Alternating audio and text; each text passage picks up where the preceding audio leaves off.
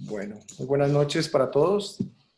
De antemano agradecerles la presencia y el acompañamiento para este webinar que vamos a realizar el día de hoy. Primera medida, quiero agradecer a la Sociedad Colombiana de Ortopedia en cabeza del señor presidente José Luis Osma y el señor secretario general, doctor Alfonso Vargas, por brindarnos estos espacios y la plataforma para poder desarrollar este tipo de actividad.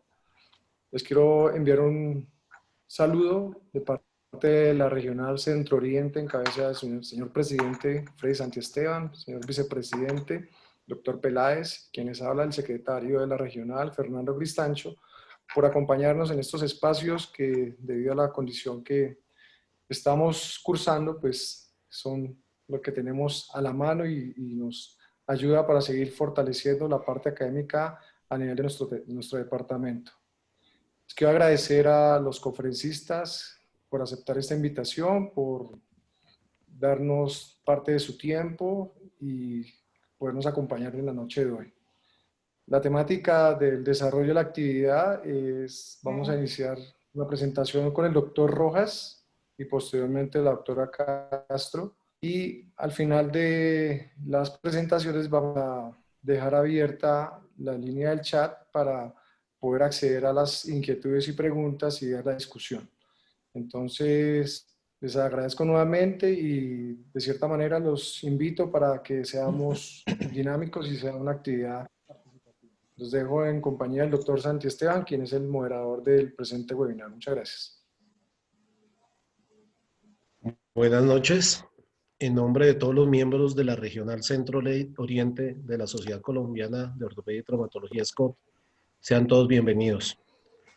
Nos atañe hoy nuestro primer webinar, en el cual vamos a tratar dos temas: manejo de las lesiones de flexores en la mano en las manos, del doctor Hugo Rojas, y escoliosis de inicio temprano, enfoque de primeros casos, a cargo de la doctora Yajaira Tatiana Castro. El doctor Rojas es médico cirujano de la Universidad Javeriana, ortopedista y traumatólogo de la Universidad Javeriana y cirujano de mano y miembros superiores del Hospital Militar Central. La doctora Tatiana es médico cirujano de la Universidad de Boyacá, ortopedista y traumatólogo del Hospital San Ignacio, programa de la Universidad Javeriana, especializada en Barcelona en cirugía de columna. Entonces, doctor Rojas, bienvenidos, sean los dos bienvenidos a nuestra región y gracias por acompañarnos. Tiene usted la palabra. Doctor Santi Esteban, doctor Cristancho, muchas gracias por la invitación a esta actividad académica. La idea es tratar pues un poco del área que yo manejo, que es la mano y el miembro superior. El día de hoy vamos a hablar sobre las lesiones de los flexores en la mano, una lesión bastante frecuente y una patología muy frecuente en nuestros servicios de urgencias. Como les venía comentando, la lesión de los flexores en la zona 2 es una patología que es de las más complejas con respecto al área en la cirugía de la mano. ¿Por qué? Debido a todas esas estructuras osteofibrosas que rodean a los flexores, tanto el superficial como el profundo, que en algunos artículos y en algunos libros llaman como un compartimento de la mano. Esto hace que la lesión de los flexores en la zona 2 sea una lesión de difícil manejo, que debe hacerse de una forma adecuada, oportuna, temprana, para mejorar el pronóstico y la rehabilitación del paciente. Este es el índice de la charla. Vamos a ver un poquito de epidemiología puntual, anatomía, examen físico, clasificación, las características del manejo quirúrgico y finalmente las conclusiones a las que podemos llegar. Como les comentaba, la incidencia de la lesión de los flexores de la mano es más o menos de 33.2 por cada 100.000 personas medidas en Estados Unidos. Realmente el trauma inicial es un trauma cortante, que corresponde más o menos entre el 10 al 20% de las emergencias en mano que llegan a nuestros servicios de urgencias. Es muy importante tener en cuenta este tipo de trauma en la mano porque dado que muchas lesiones pasan desapercibidas y terminan llegando a manejos tardíos, dado que las lesiones parciales superficiales generalmente son vistas a veces por el médico general, el médico de urgencias, y se ha visto que hasta el 56.4% de las lesiones parciales superficiales en la zona 2 de los flexores tienen asociado lesiones tendinosas, ya sea tanto del superficial como del profundo, lesiones parciales de este. Y las lesiones profundas se ven hasta el 92% de los pacientes, lesiones asociadas de estos tendones. La frecuencia es más alta en hombres que en mujeres, dado también las actividades laborales que se realizan en los diferentes grupos de género. El dedo más afectado principalmente es el índice, seguido por el dedo medio, posteriormente el pulgar, anular y meñique. Con respecto a lo que les venía comentando, ¿por qué es tan compleja esta lesión? La lesión en zona 2 fue clasificada por, si vemos en el esquema de la mano izquierda, de la gráfica izquierda, vemos las zonas expuestas por verdad en la clasificación. La zona 2 es aquella que va desde la inserción del flexor digitorum superficiales hasta el pliegue de la porción membranosa de la vaina tenosinovial de los tendones, que más o menos corresponde al pliegue palmar distal. Eso es lo que Verdán llamó como la zona 2 de los flexores. En la gráfica de la mano derecha ustedes pueden ver la cantidad de estructuras osteofibrosas que están rodeando los tendones a dicho nivel, ¿sí? Que van desde la polea A1 hasta la porción más proximal de la polea A4. Este complejo de poleas es lo que hace más complejo y más difícil la reparación tendinosa. Ya vamos a ver por qué, porque desde hace mucho tiempo existen los mitos de que no se deben tocar las poleas y vamos a ir resolviendo estas dudas paso a paso con la charla. A la vez la clasificación de verdad fue modificada por Tang y Tang la dividió en la zona 2 en 4 secciones, siendo la zona 2C, la polea 2, la más compleja porque ahí es donde hay más resistencia a la fricción en la reparación de los tendones. Los tendones que tenemos allí es el flexor superficial y el flexor profundo de los dedos. La gráfica de la mano izquierda le muestra cómo las vínculas, ¿sí?, nos ayudan en la reparación tendinosa o nos ayudan a retener los tendones también en el momento de las lesiones. Entre más distal la lesión, es más probable que encontremos el tendón o el cabo proximal a ese nivel, mientras que cuando es más proximal, es más probable que se encuentre más retraído. Con respecto al dedo, el pulgar pues tiene solo 3 poleas, la A1, la oblicua y la A2, que son las que le van a dar toda esta característica biomecánica y van a evitar que se forme la cuerda de arco de estos tendones. Cuando tenemos en el examen físico es muy importante evaluar a los pacientes, donde tenemos que ver primero el mecanismo de la lesión, si fue una lesión en flexión o extensión del dedo. ¿Por qué? Cuando la lesión se produce en flexión, el tendón generalmente o el cabo tendinoso distal lo vamos a encontrar distal a la lesión. Mientras que cuando la lesión se produce en extensión, los cabos por lo general los vamos a encontrar en el mismo lugar de la lesión. Es muy importante ver las lesiones que tengamos asociadas, ya sean lesiones neurovasculares, lesiones óseas, si es producto de mordidas, por ejemplo, de animales que generan riesgo de infección, el defecto de cobertura residual por el mecanismo de trauma, si se asocia a lesiones deportivas o si puede ser una lesión cerrada asociada a otro tipo de enfermedades. Aunque generalmente en la zona 2 podría ser la artritis reumatoidea, las otras son más asociadas a lesiones en otras localizaciones. Todo esto es importante para saber si el paciente puede ser manejado en agudo o si el paciente se puede hacer una reparación primaria o hay que hacer reparaciones secundarias. Con respecto a las imágenes, en las lesiones iniciales, que son por trauma cortante o lesiones evidentes, pues no tienen mayor relevancia, salvo para descartar lesiones concomitantes, por ejemplo, en las radiografías, para ver si tenemos fracturas asociadas o no. La ecografía y la resonancia magnética generalmente se usa para lesiones cerradas, para sospechas de lesiones de poleas o para lesiones crónicas donde tenemos que evaluar en qué estado se encuentra el tendón y la localización de este. El tiempo de la lesión va a ser muy importante. ¿Por qué? El tiempo de la lesión y la evolución de esta nos va a permitir definir qué tipo de manejo le podemos dar al paciente, ¿sí? Las lesiones primarias son aquellas que transcurren las primeras 24 horas de la lesión o las que le podemos hacer reparación primaria. La primaria tardía, algunos artículos la consideran hasta 4 semanas posterior de la lesión y vienen ya las lesiones tardías, que son las de mayores 4 semanas, donde una reparación primaria no tiene buen pronóstico, salvo que tenemos que hacer reconstrucción por tiempos, que serían las reconstrucciones secundarias. Nos vamos a centrar principalmente en las reparaciones primarias, motivo de la charla. La reparación primaria está principalmente indicada en los cortes limpios, ¿sí? No quitando pues el ejemplo de la mano derecha donde vemos lesiones abrasivas por traumas extensos, donde podemos hacer cobertura de efectos de tejidos blandos, y donde podemos estar seguros que podemos hacer una rehabilitación temprana del paciente, salvo que el propósito de una reparación primaria es poder permitir una rehabilitación temprana del paciente y así mejorar el pronóstico de la cicatrización en dichas lesiones.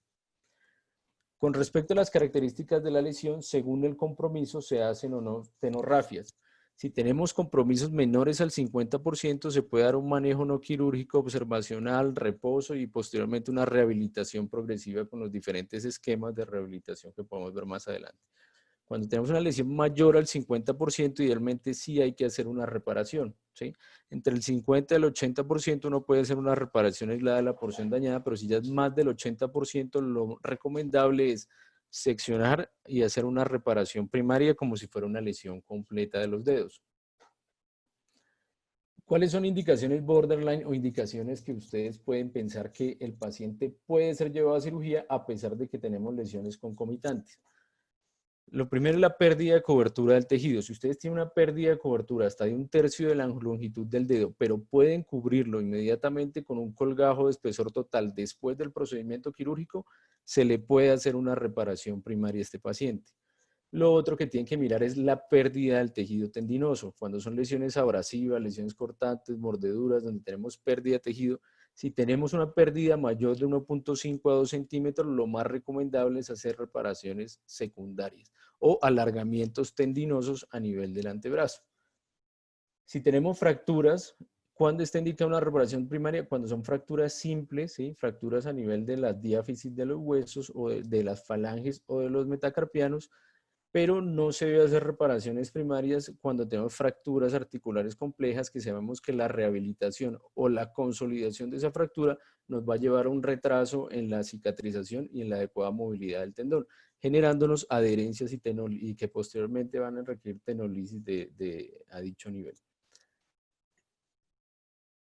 ¿En qué pacientes definitivamente no debemos hacer reparaciones primarias? En pacientes que tenemos contaminaciones severas, en pacientes que tienen procesos infecciosos activos o se sospecha de infección o tienen alto riesgo de infección que nos va a llevar a un deterioro del tejido y la calidad con aumento del riesgo de ruptura.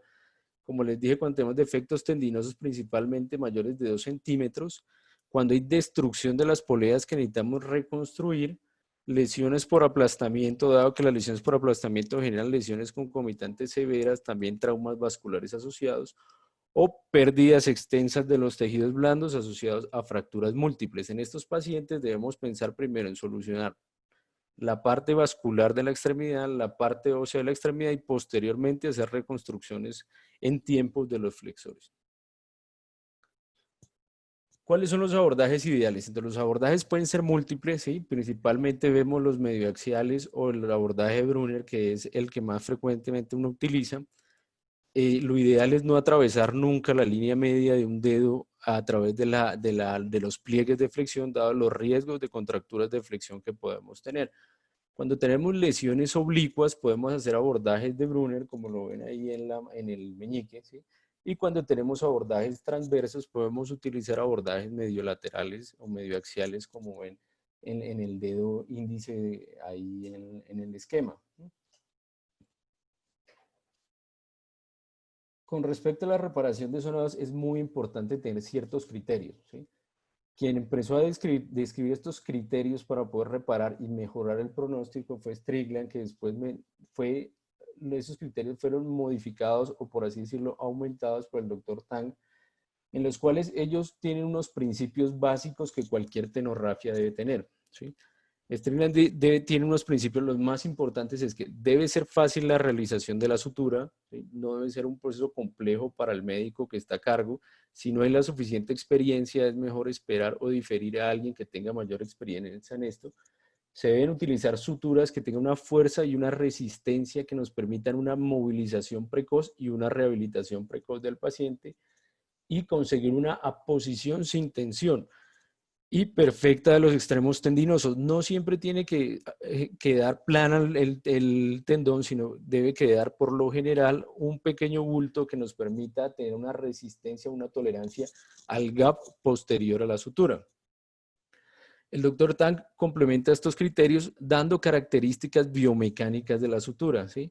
Él empieza a hablar acerca del número de hilos que debe tener la sutura, el diámetro y el tipo de sutura, qué propiedades debe tener esto y si se complementa o no con suturas epitendinosas. Todo con el fin de ¿qué? De permitir una movilización temprana, una rehabilitación con menor riesgo de ruptura, mayor fuerza tensil de la sutura y nos permita evitar las adherencias que se generan alrededor del tendón. Acuérdense que el tendón cicatriza, se genera una fibrina y esa fibrina es como un pegamento que llaman en los libros, ¿sí? Y eso es lo que generan las adherencias tendinosas. Con respecto a los estudios biomecánicos que se han hecho acerca del tipo de sutura que es muy importante para la realización y la reparación del tendón, vienen en las últimas 3 décadas haciendo diferentes estudios en animales donde se está midiendo cuál es la fuerza tensil que debe tener esta sutura, qué características debe tener, como cuánto es la resistencia al deslizamiento, cuál es la resistencia al gap de esta sutura, las características del nudo. Con respecto a la fuerza tensil, el dedo normalmente o el flexor normalmente debe tener una tolerancia más o menos de 25 newton.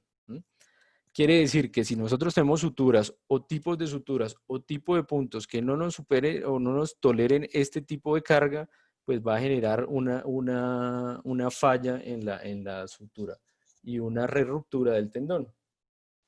Las características del nudo se han hablado también mucho, si el nudo debe ser interno o externo. Con respecto a si es interno y externo, los cambios principalmente se han dado en las primeras semanas. Quiere decir que el punto que es interno genera menor resistencia a la tensión en la primera semana, pero a las 6 semanas con respecto al externo se equiparan en promedio. La característica del punto, si deben ser 1 versus 2, por lo general dicen que es mejor 1 para evitar más cuerpos extraños por fuera del tendón, y si debe ser lateral o dorsal, la recomendación es que sea más que todo lateral, que no esté hacia la polea, sino en lo posible hacerlo hacia la parte posterior. Sin embargo, es más difícil hacer este nudo en la parte posterior, dado que muchas veces tenemos que complementarlo con una sutura epitendinosa dorsal. ¿Qué es mejor con respecto a los nudos y cuánto debe ser nuestro paso de la sutura? Acuérdense que el tendón no es un tejido pues, de mayor grosor. El tendón debe ser, después de un tendón lesionado, por ejemplo, tenemos un tejido friable, ¿sí? Un tejido que no es tan fácil pasarle los puntos. Entonces debemos hacerlo de la manera más atraumática posible, el menor número de pasos, pero a la vez generar mayor número de hilos dentro de la sutura para mejorar la resistencia y nos permitir una rehabilitación temprana. Con respecto al tipo de nudo que nosotros debemos hacerle al tendón, deben ser principalmente los nudos de bloqueo, ¿sí? Los nudos de bloqueo son como el tipo cross lock que ustedes ven ahí, el Pennington lock, que es el que uno hace en la sutura tipo Kessler, que son los que tienen más agarre en el tendón, ¿sí? Porque cuando ustedes permiten la movilización, ellos van a agarrar el tejido tendinoso y va a generar una mayor fuerza tensil que los nudos que no se bloquean en ellos mismos. Con respecto a la distancia que debe haber desde el punto de bloqueo, ¿sí? o del punto de ingreso en la lesión al punto de bloqueo, lo más recomendable es que sea entre 7 y 12 milímetros. Si son cortes oblicuos, lo que más recomiendan es que sean 12 milímetros, más que 7 milímetros. Esto también aumenta la fuerza tensil a nivel de la sutura, ¿sí? de la reparación, y nos va a permitir una movilización temprana, mayor resistencia a la formación de gap. Otro aspecto importante que hay que evaluar ahí es qué tipo de sutura utilizar. Generalmente, o lo que se ha llegado a la conclusión es que idealmente las heridas en zona 2, ¿sí? se deben utilizar suturas de un calibre de 4.0. El número de 3.0 pues es muy grande, es un diámetro muy ancho y genera un cuerpo extraño y permite un menor paso, por así decirlo, de hilos a nivel del sitio de la reparación. El número de hilos también es muy importante, ¿sí? Entre más hilos hayan dentro de la reparación, más fuerza tensil va a tener la reparación y nos va a permitir una rehabilitación más temprana. Sin embargo, pues esto tiene también algunas contraindicaciones o algún contrapeso, porque también mucho material permite o disminuye el riesgo o la posibilidad, perdón, de cicatrización a nivel de la lesión.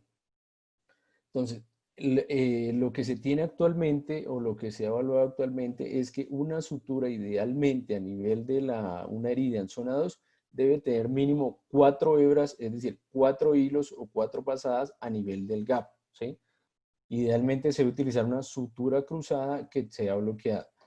Cuando tenemos suturas, ahorita les voy a mostrar estudios de diferentes puntos donde ustedes van a ver cómo la resistencia gradualmente va aumentando a medida que aumentan el número de hilos y aumenta el tipo de sutura.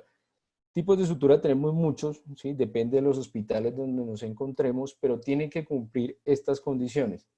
Alta carga tensil, generalmente pues lo que yo tengo de disponibilidad en mi hospital es el Prolene, ¿sí? Una sutura tipo monofilamento, pero uno ve los estudios y en otros sitios tienen suturas como tipo nylon y suturas trenzadas tipo Etivon que también poseen características similares y permiten una fácil manipulación y tienen una menor reacción con el tejido circundante.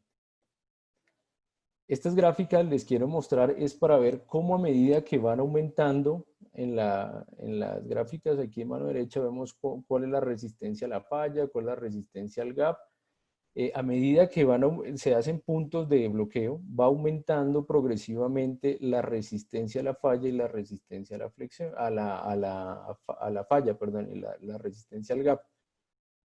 Si ustedes siguen viendo las gráficas, cada vez que aumentamos el número de pasos de suturas, ¿sí? O número de hebras a nivel de la reparación, esa resistencia va aumentando también paulatinamente tanto a la falla como a la formación de gap. De igual forma, a medida que utilizamos más puntos bloqueados, también se nos va aumentando esa resistencia y dependiendo del tipo de material.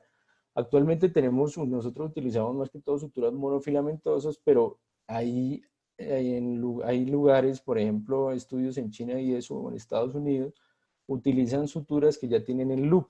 Quiere decir que con solo 2 pasadas yo puedo hacer ya 4 hilos dentro de mi reparación. Esto favorece a que haya menos traumatismo a nivel del sitio de reparación y sea más fácil o más rápido hacer esta reparación. Con respecto a los materiales, como las supersuturas se están utilizando, sin embargo, tienen un calibre mucho mayor, la aguja también es mucho más grande y genera más daño también en el tejido, aunque en los estudios biomecánicos vemos que tienen mayor resistencia. Actualmente yo uso más que todo suturas monofilamento o suturas tipo nylon en mis reparaciones tendinosas. Otro tema importante que va a mejorar para ustedes la reparación es la sutura epitendinosa. La sutura epitendinosa cumple principalmente 2 funciones. Una es disminuir el tejido redundante a través de la zona transversal del tendón, del sitio de la reparación, y aumentar la resistencia a la tensión que va a tener este. Más o menos la resistencia se ve aumentada en 10 newton con respecto a la sutura inicial.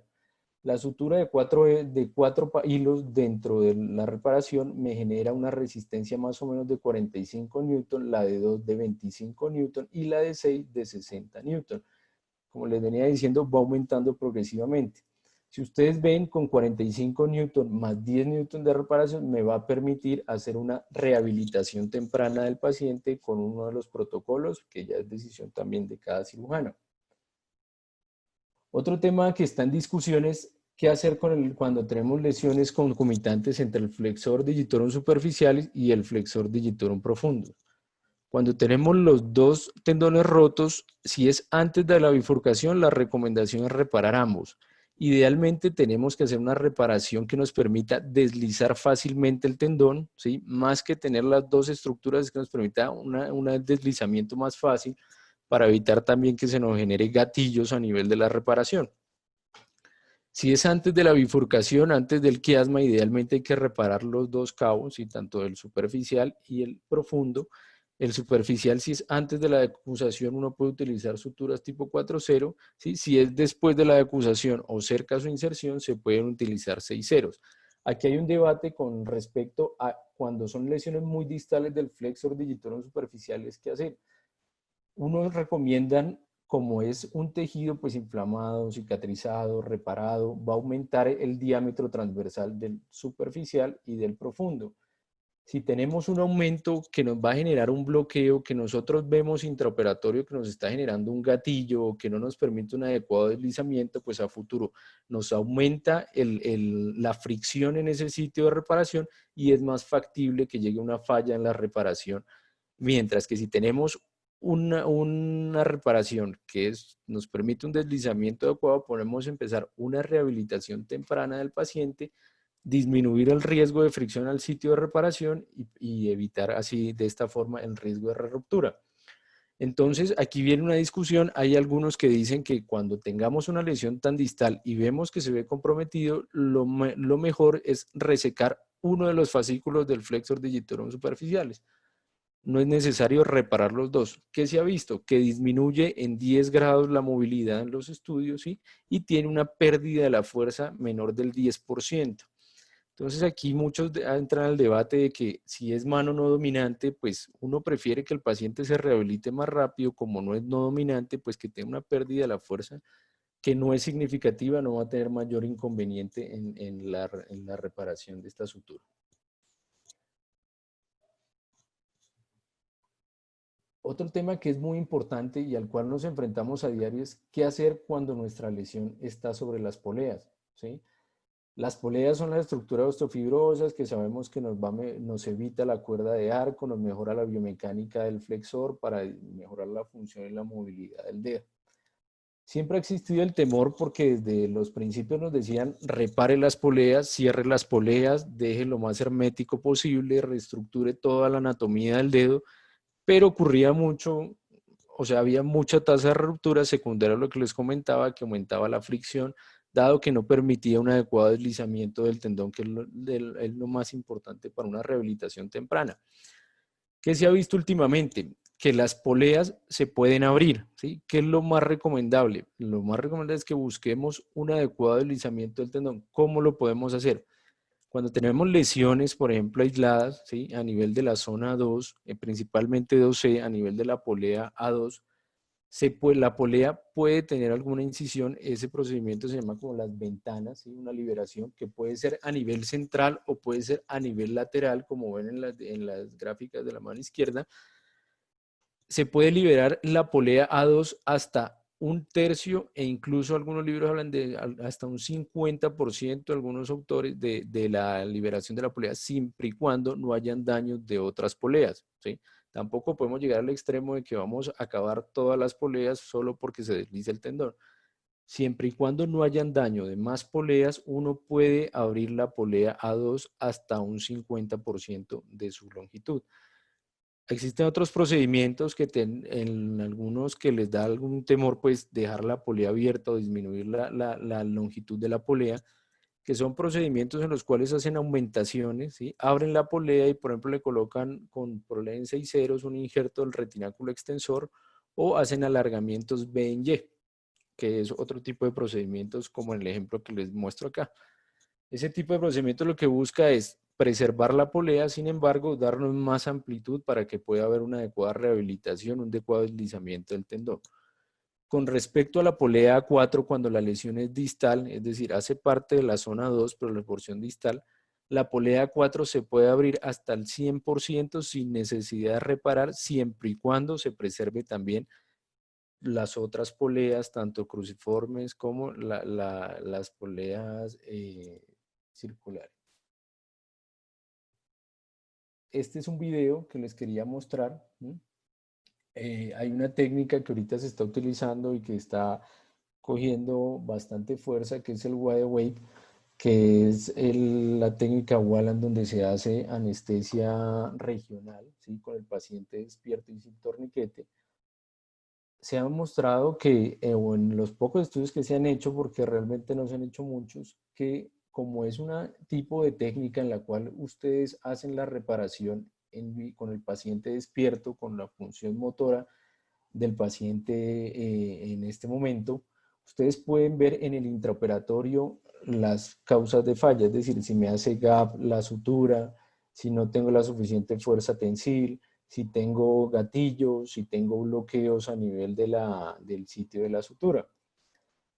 ¿Qué se ha visto en este tipo de estudios? Como nos permite ver una valoración intraoperatoria directa, ¿sí?, de este tipo de complicaciones, se ha visto que ha disminuido la tasa de rupturas en los pacientes y ha disminuido la necesidad de tenolisis en otros pacientes porque permiten ver cómo se encuentra el paciente. Estos son dos casos que hicimos durante mi formación en el Fellow. En este video inicial ven cómo se encuentra la lesión de ambos flexores y a nivel de la zona 2 sobre la polea A2, donde vemos la lesión completa. Y en este video del lado vemos la valoración intraoperatoria de lo que les venía comentando. Aquí le hicimos un tipo de sutura, un tipo de técnica que estamos pendientes de evaluar, que es una sutura que se llama Kessler Suture. Pero nos permite intraoperatorio mirar la movilidad completa del dedo, ver que no se nos haga gatillo y ver que no hayan sitios de bloqueo ni que haya tampoco gap a nivel de la reparación.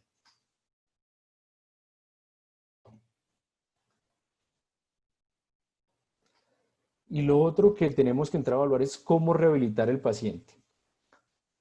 Existen muchos tipos de protocolos, ¿sí? Los más conocidos son los de Kleiner y Durán, donde hablan de la movilidad pasiva temprana versus los nuevos, que es más que todo movilidad también activa temprana, ¿sí?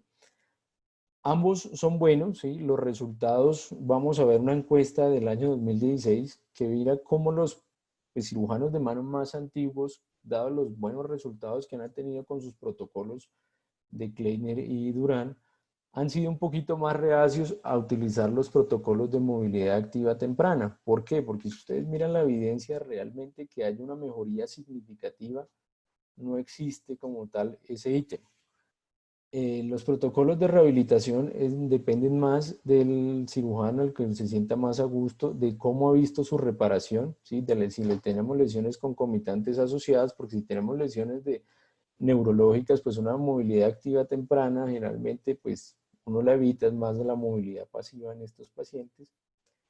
Y la idea es que tengamos una movilidad a las 8 semanas en cualquiera de los dos protocolos que sea lo suficientemente buena para que permita actividades manuales del paciente sin levantamiento de peso o sin actividades contra resistencia. Las actividades contra resistencia generalmente se empiezan a las 12 semanas de esto. Este es un estudio prospectivo aleatorizado que les quería comentar. Fue publicado en el año 2010, donde es una serie de pacientes. Es un estudio que encontré que es prospectivo aleatorizado, en el cual vemos que cogen 103 pacientes, 119 dedos, los dividen por grupos, les dan las dos opciones, el mismo manejo quirúrgico, una tenorrafia con 4 suturas a nivel de la herida, a nivel en zona 2, y los dividen a unos en movilidad activa temprana y a otros a movilidad pasiva temprana. ¿Qué encuentran en este estudio? Que la movilidad de las interfalángicas para la flexión es mayor en los pacientes que tienen una movilidad activa temprana. Que el riesgo de contractura en flexión es menor también en los pacientes que tienen movilidad activa temprana con una P significativa. Sin embargo, ¿qué encuentran ellos? Que el DASH score es similar, ¿sí? Y que tienen mayor riesgo de ruptura en los pacientes que tienen movilidad activa temprana comparada con los que tienen movilidad pasiva. Sin embargo, ellos justifican que este hallazgo solo se presentó en el dedo meñique. Consideran que de pronto por el área transversal del tendón sea un factor de riesgo para que vuelva y reaparezca vuelva y se rompa el tendón. Entonces ellos dicen, recomendamos movilidad activa temprana en los dedos, excepto el dedo meñique. Este era el último estudio que les quería mostrar de cómo ha evolucionado, de que a pesar de que todos los estudios que tenemos no hay una técnica ideal. Generalmente la técnica es la que esté más a gusto el cirujano, con la que le quede más fácil, más rápido a la hora o la que tenga mayor entrenamiento. Las suturas también varían dependiendo también de la disponibilidad de los hospitales, pues en que se realiza en cada estudio. Pero si ustedes ven generalmente, ¿qué encuentran? Que la técnica generalmente lo que se basan son los principios que vamos a hablar. Una técnica que tenga 4 hebras a nivel del sitio de la reparación, que la gran mayoría usa suturas epitendinosas para aumentar la resistencia a la falla. Que si se fijan, ahorita se está evaluando lo de las poleas y cada vez aumentan más el número de cirujanos que no reparan las poleas en su totalidad con las recomendaciones dadas, ¿sí? Que incluso se hacen más liberaciones que antes y que generalmente se utilizan suturas de entre 3,0 y 4,0 para los dedos. Esto era lo que yo les mostraba con respecto a lo que les comentaba. Los cirujanos, al parecer que tienen mayor experiencia, ¿sí? Están utilizando más movilidad pasiva que la movilidad activa. Como no hay una evidencia tan significativa, solo tenemos pocos reportes de casos o estudios prospectivos aleatorizados muy puntuales, el tipo de rehabilitación pues es el que también se encuentre más a gusto, el que tenga más experiencia la fisioterapeuta. Obviamente hay que protegerlos, no es soltar al paciente. La movilidad activa temprana no es que el paciente no esté inmovilizado, sino es ayudado con férulas, hacer movilidad activa también, guiada por los efectos tenodesis que tenemos a nivel de la reparación de los flexores. Las complicaciones siguen viéndose más o menos, a pesar de los avances que hemos tenido en los estudios biomecánicos. El riesgo de ruptura persiste entre el 2 y el 5%, se puede ver hasta la semana 8, no siempre tiene que ser la primera semana, sino también se ve asociado a los cambios en la semana 8 del tipo de rehabilitación que ya tiene el paciente. Siguen presentándose las adherencias tendinosas, que puede estar presente hasta el 10% de los pacientes. Hay que evitar las contracturas en flexión. Uno es con el tipo de abordaje, otro es con la rehabilitación temprana. Y en los pacientes, pues obviamente que tienen infecciones, no hacer manejos primarios porque eso nos va a llevar a una falla o una ruptura y adherencias a nivel del tendón con un pronóstico pues regular. Para concluir, pues acuérdense que es una lesión muy frecuente, que hay que evaluar las heridas en la mano, siempre hay que tener una buena valoración, tanto para flexor superficial como profundo, principalmente las heridas profundas. Ver las lesiones concomitantes es muy importante porque generalmente tienen asociados lesiones neurológicas cuando son lesiones mediolaterales. Las imágenes, reservarlas principalmente para descartar lesiones concomitantes como fracturas, pero si no, en casos de lesiones cerradas, sospechar lesión de poleas o lesiones crónicas. Y acuérdense que el pronóstico depende del tiempo de evolución de la lesión, la experticia del cirujano a la hora de operar al paciente y la rehabilitación pronta y oportuna de este paciente. Bueno, muchas gracias. Doctor Rojas, muchas gracias por su presentación. A continuación, la doctora Yajaira Castro nos va a hablar sobre escoliosis. Doctora, bienvenida. Bueno, muchas gracias por la participación, por la invitación de parte de la Sociedad Colombiana de Ortopedia, al doctor Cristancho, al doctor Santi Esteban. Para mí es un placer hablar sobre uno de los temas que más me apasiona en la cirugía de columna, que es la escoliosis de inicio temprano. La idea de esta charla es permitir un enfoque primario de los casos, dándole la información suficiente a todos los participantes para conocer el diagnóstico, cómo se trata inicialmente a los pacientes y cómo pueden esperar que evolucionen los mismos. Los contenidos de la charla, primero vamos a hacer una introducción pequeña, vamos a hablar de la fisiopatología teniendo en cuenta la importancia que tiene la escoliosis de inicio temprano en la función cardiorrespiratoria. Vamos a hablar sobre la evaluación clínica, una aproximación diagnóstica por imágenes de la escoliosis en general, casos según la etiología, abordaje terapéutico general y vamos a hacer unas conclusiones posteriormente. Como introducción podemos decir que la escoliosis de inicio temprano es una condición demandante de la ortopedia infantil, dado que tiene un potencial para causar consecuencias adversas y dramáticas en la vida de los pacientes que sufren de la escoliosis. Es una entidad ortopédica que progresa a un desorden sistémico pediátrico debido a que un desarrollo pulmonar alterado secundario a una deformidad de la columna conlleva a un crecimiento anormal del hemicuerpo superior con un crecimiento normal de la caja torácica y va a conllevar a una hipoplasia de la caja torácica. Las imágenes que ustedes ven en este momento Básicamente les están mostrando la variabilidad de la forma de la caja torácica. En la parte izquierda de la pantalla es un TAC de un paciente con pocos días de vida, que lo que hace es que muestra la forma ovoide del tórax. La segunda imagen es un TAC de un paciente a los 5 años de edad que demuestra el cambio a una forma más trapezoide del tórax. Y la tercera imagen es básicamente el potencial de deformidad que tiene la escoliosis. Como se pueden dar cuenta, existe una hipoplasia muy importante de la región torácica derecha que conlleva evidentemente a una alteración de la función cardiorrespiratoria.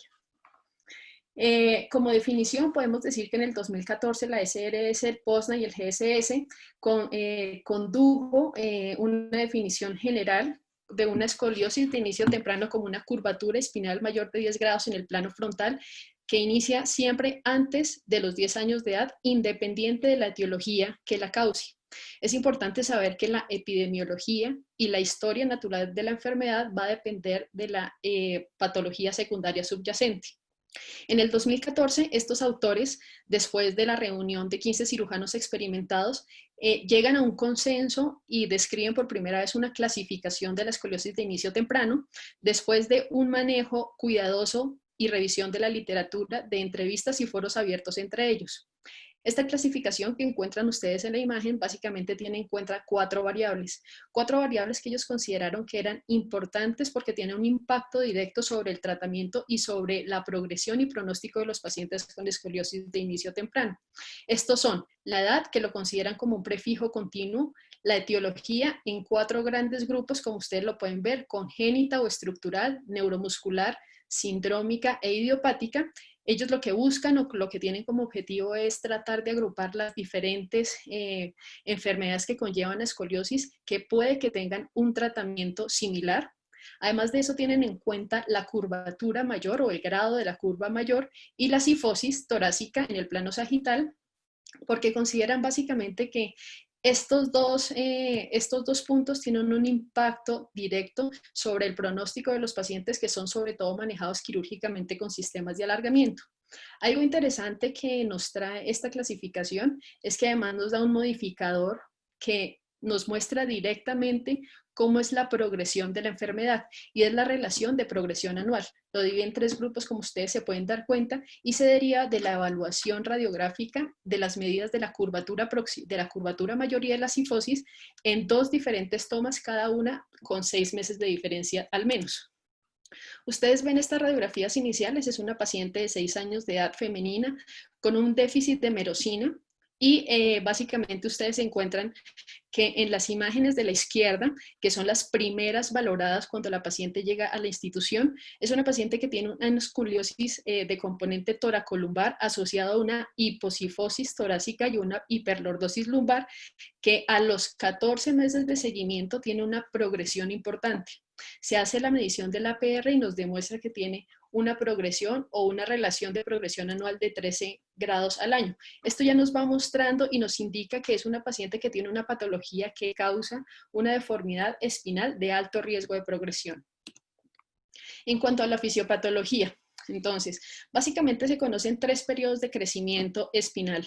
El primero, desde el nacimiento hasta los 5 años de edad, es un crecimiento que está caracterizado por una rápida evolución en el crecimiento longitudinal de la columna espinal y de la caja torácica, como se pueden dar cuenta en la imagen de la izquierda, en donde se logra más o menos un alargamiento de 10 centímetros en los 5 años, a relación de 2 centímetros al año. El segundo periodo de crecimiento, que es desde los 5 años hasta el inicio de la pubertad, en donde existe un periodo quiescente, no porque se pare completamente la elongación de la columna espinal, sino porque disminuye su velocidad. Y la velocidad va a ser a una relación de 1 centímetro por año, alcanzando 5 centímetros durante los 5 años. Y el tercer periodo de crecimiento, que es el pico de crecimiento puberal, que es un pico de crecimiento muy similar al primero, en donde se logra también la consecución de 10 centímetros en la columna espinal. ¿Esto por qué es importante? Porque definitivamente se sabe que la función cardiorrespiratoria alterada en los pacientes con escoliosis de inicio temprano está relacionada con una disminución en la flexibilidad y en la elasticidad de la columna torácica asociada a la caja torácica. Di Meglio, como ustedes pueden ver en la gráfica del centro, lo que trató de describir fue que al nacimiento se tiene más o menos el 50% de la totalidad de los alveolos que vamos a tener durante la vida adulta. Va a tener un pico de evolución de la alveolización, que va a ser por multiplicación hacia los 8 años de edad, y después de los 8 años de edad lo que va a ocurrir es que va a haber un crecimiento pulmonar, básicamente por proliferación celular. Lo que ocurre con la escoliosis de inicio temprano es que existe una agresión en la columna torácica básicamente y en la caja torácica, lo que hace que se disminuya la cantidad de proliferación celular y por eso se produzca una hipoplasia pulmonar. Se han demostrado en autopsias de pacientes con escoliosis de inicio temprano y en modelos animales que los pacientes con escoliosis de inicio temprano básicamente tienen un patrón de hipoplasia postnatal pulmonar, que lo que va a conllevar es una alteración de la función respiratoria con hipertensión pulmonar, con volúmenes reducidos pulmonares, que lo que va a hacer es que terminen en el llamado síndrome de insuficiencia torácica descrita por Campbell. Más adelante lo vamos a ver.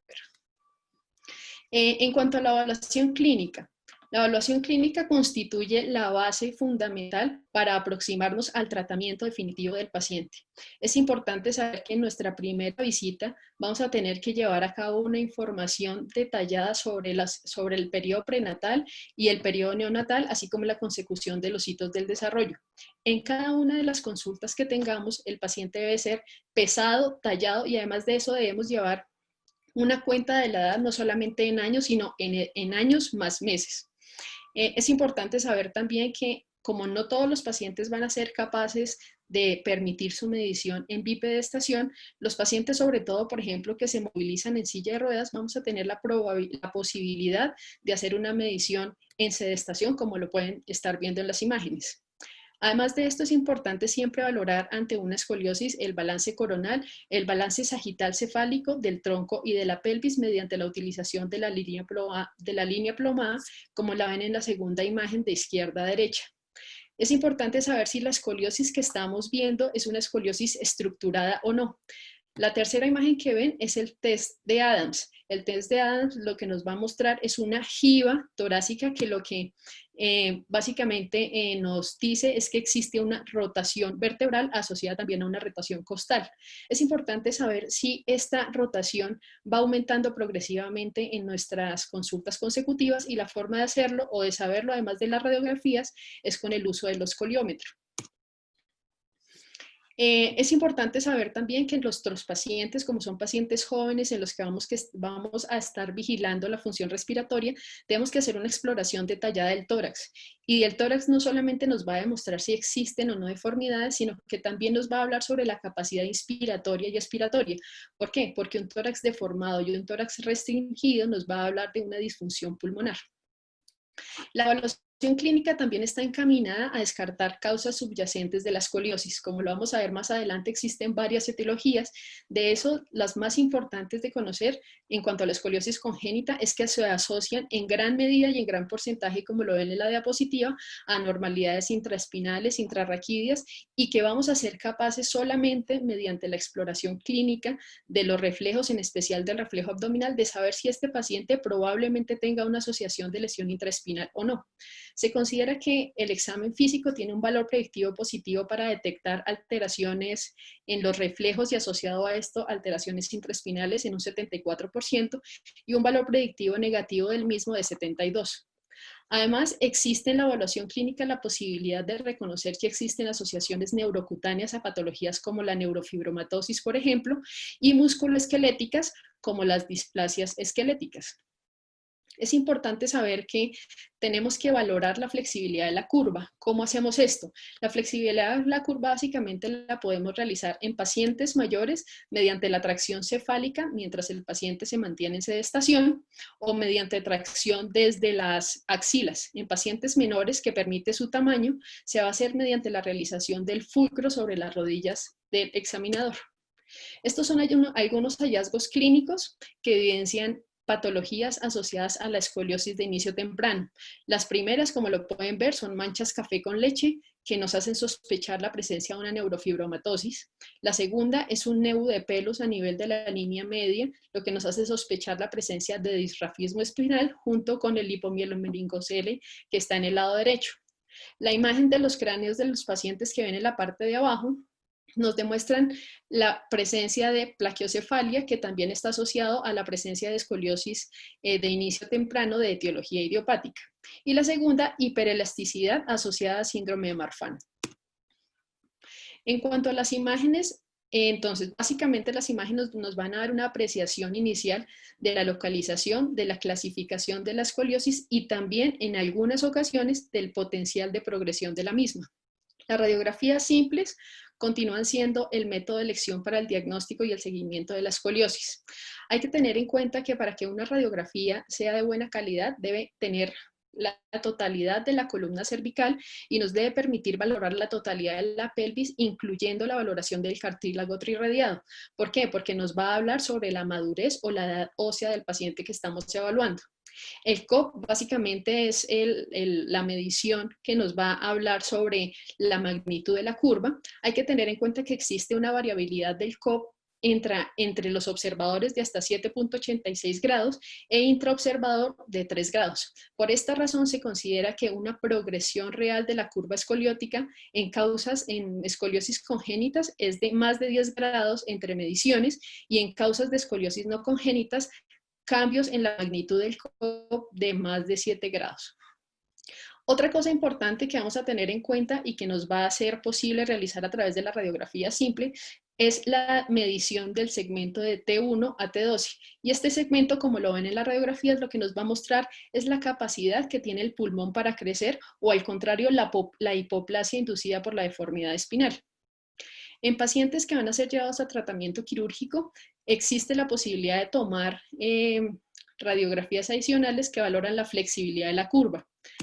Estas son unas radiografías de una escoliosis idiopática del adolescente, no es una escoliosis idiopática de inicio temprano, pero básicamente la traje a colación para que ustedes se den cuenta la modificación de las curvas espinales con la realización de los bending y la toma de las radiografías en un lateral derecho y en un lateral izquierdo. Esto básicamente nos va a hablar de si es estructurada o no estructurada la escoliosis que estamos valorando.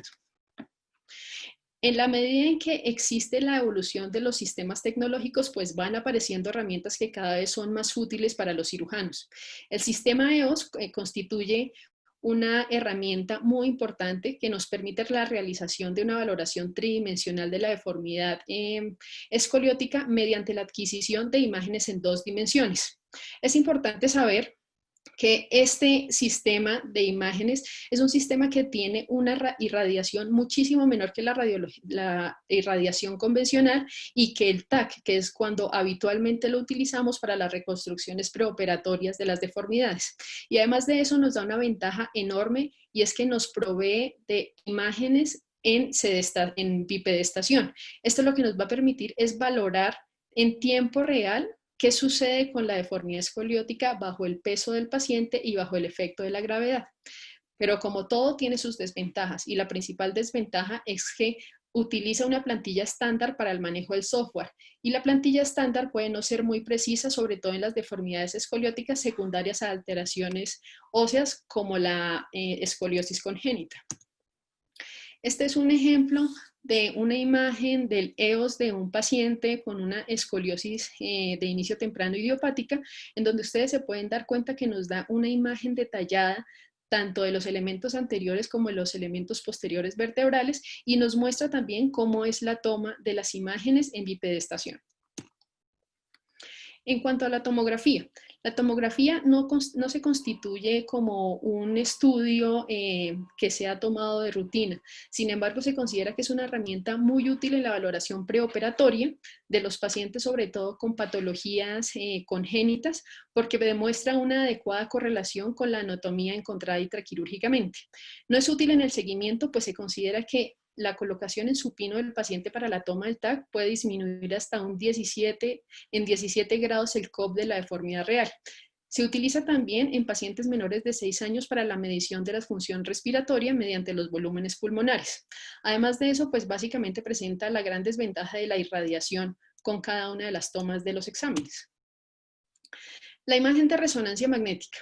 Se constituye como uno de los componentes del screening recomendado en pacientes con escoliosis congénita, como lo vimos anteriormente, y con curvas atípicas.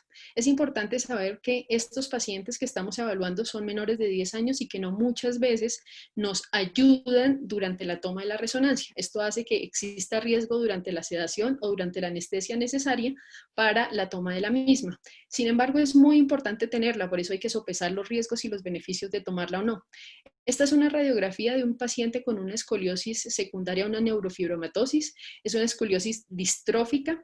Ustedes se pueden dar cuenta que a grandes rasgos en la radiografía lo único que se ve es la curvatura a nivel torácico alto o bajo. Sin embargo, en la resonancia nos damos cuenta que existe una malformación de Chiari asociada a una siringomelia, y además de eso, en los cortes axiales de la resonancia nos damos cuenta que existe una luxación costal dentro del canal medular, importante a tener en cuenta durante el tratamiento quirúrgico para no producir lesiones endomedulares. Luego de haber realizado el estudio de la escoliosis y saber qué tipo de escoliosis estamos tratando, es importante la realización de estudios de extensión para descartar la presencia de alteraciones sistémicas asociadas. Esta es una tabla que básicamente les muestra la importancia de llevar a cabo un adecuado examen físico, porque derivado del examen físico vamos a ver si existe la necesidad o no de hacer derivaciones a otros especialistas como el cardiólogo, el nefrólogo, otros ortopedistas infantiles, el gastroenterólogo, entre otros. Es importante saber que los pacientes con escoliosis de inicio temprano tienen afectación cardiopulmonar. Por ello, la mayoría de los pacientes que van a ser tratados de manera quirúrgica necesitan la toma de pruebas de función respiratoria. En los pacientes mayores de 6 años, las pruebas funcionales pulmonares pueden ser adecuadamente tomadas. Sin embargo, en los menores de 6 años, la manera de tomarlas será con los TAC de volúmenes pulmonares. Vamos a hablar ahora de las diferentes etiologías de la escoliosis de inicio temprano. La escoliosis congénita o escoliosis secundaria a una alteración estructural se debe básicamente a un error en la somatogénesis de una o más vértebras durante la 4ª o la 6ª semana de gestación. Básicamente se considera que son esporádicas, aunque un 1 a un 5% presentan asociación familiar. Tiene una incidencia de 0.5 a 1 por cada 1000 nacidos vivos y se considera que es más frecuente de los hombres con una relación 2.5 a 1. Aunque se considera que tiene una causa desconocida, se define que tiene una etiología multifactorial. Dentro de las etiologías están presentes las noxas genéticas y las noxas ambientales. Dentro de las noxas ambientales, las más importantes son la presencia de intoxicación por monóxido de carbono durante la embriogénesis, el uso de anticonvulsivantes por la madre o el uso de alcohol por la madre también, diabetes gestacional y diabetes materna. Derivado de la observación bidimensional de los pacientes con la escoliosis temprana, Winter clasificó la escoliosis congénita en 3 grandes grupos: los grupos de defectos de formación, los grupos de defectos de segmentación y las malformaciones complejas. Los grupos de defecto de formación básicamente lo que demuestran es una falta en una de las partes de la vértebra. Puede ser en la parte anterior, en la parte posterior o en la parte lateral. Dependiendo de si son completas o incompletas, pues vamos a tener algunas variaciones. La vértebra en cuña, la vértebra en mariposa, que se considera que son defectos incompletos, y las hemivértebras, que dependiendo de si existe o no una placa cartilaginosa superior e inferior, vamos a poderlas clasificar en hemivértebras completamente segmentadas, parcialmente segmentadas o no segmentadas. Dentro de los defectos de segmentación, que básicamente traducen la presencia de una sinostosis anormal entre más de una vértebra, vamos a encontrar que pueden ser unilaterales o bilaterales. La barra unilateral y la barra bilateral básicamente tienen diferentes grados de progresión, considerando que la barra bilateral o la barra en bloque es el defecto más benigno con un grado de progresión de menos de 2 grados durante el año. Y las malformaciones complejas, que básicamente lo que nos muestran es que existe un mosaico indefinible, una mezcla entre los defectos de formación y los defectos de segmentación que desafían la clasificación anteriormente vista. Este es un esquema el que encuentran abajo en la parte, pues abajo de la tabla, que muestra las imágenes de cómo podrían ver ustedes las diferentes malformaciones en una radiografía. Ahora bien, Nakajima en el 2007 reporta una clasificación adicional, pues considera que existe una gran variación entre los pacientes que solamente son evaluados con radiografías y aquellos que son valorados con tomografía adicional. Y lo que él demuestra es que existen defectos congénitos al unísono y defectos congénitos discordantes. Los defectos congénitos al unísono son aquellos en donde el defecto del cuerpo o de la parte anterior de la vértebra se comparte también con defectos en el arco posterior, y los discordantes son aquellos en donde el defecto solamente se presenta en uno de los componentes vertebrales. Hablar sobre la historia natural de la escoliosis congénita es difícil, porque predecir cuál escoliosis va a progresar y cuál no es una conjetura muy complicada. Sin embargo, solamente con las radiografías y con la presencia y la calidad del espacio discal podemos tener una idea básica del potencial de la deformidad. Los estudios de Winter y McMaster lo que agregaron a la literatura y al conocimiento mundial es que para cada tipo de malformación el riesgo de progresión es menor cuando se presenta en la región torácica superior, es más severo cuando se presenta en la región torácica media y peor cuando se presenta en la región toracolumbar o lumbar. De estos estudios se deriva este gráfico que ustedes ven, básicamente para que se den cuenta que la coloración amarilla demuestra las escoliosis congénitas secundarias a deformidades escasamente progresivas. En la parte izquierda de cada uno de los números se demuestra la progresión en pacientes menores de 10 años y en la parte derecha los números del riesgo de progresión en los mayores de 10 años. Y con esto además nos dan también una idea de tratamiento o del manejo de cada una de las escoliosis congénitas. En cuanto a la escoliosis neuromuscular es aquella que aparece dentro del concepto de una patología espinal que causa imbalance muscular. Este imbalance muscular puede ser secundario a una entidad neuropática o a una entidad miopática. A pesar de que existen múltiples etiologías, como lo vamos a ver en la siguiente diapositiva, en nuestro medio la etiología de mayor prevalencia la constituye la parálisis cerebral. Es importante saber que la escoliosis neuromuscular progresa incluso después de la madurez esquelética. Por ello, uno de los objetivos del tratamiento quirúrgico consiste en lograr una artrodesis sólida que evite que nuestro paciente tenga complicaciones después de la instrumentación.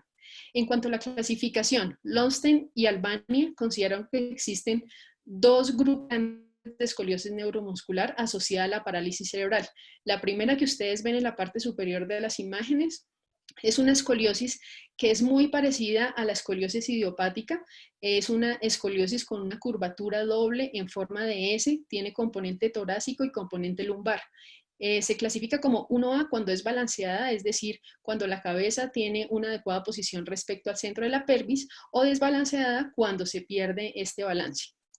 El segundo grupo, que son las peores curvas y que son las que más frecuentemente se asocian a los pacientes con escoliosis neuromuscular, son estas curvas largas en forma de C, colapsantes, que se asocian a la oblicuidad pélvica y además de eso se asocian ampliamente a la pérdida de la deambulación. Es importante saber que en la escoliosis neuromuscular uno de los factores más importantes es saber si el paciente deambula o no, porque como lo vamos a ver más adelante, la clase funcional del paciente va a tener implicaciones en el tratamiento y en el pronóstico del mismo.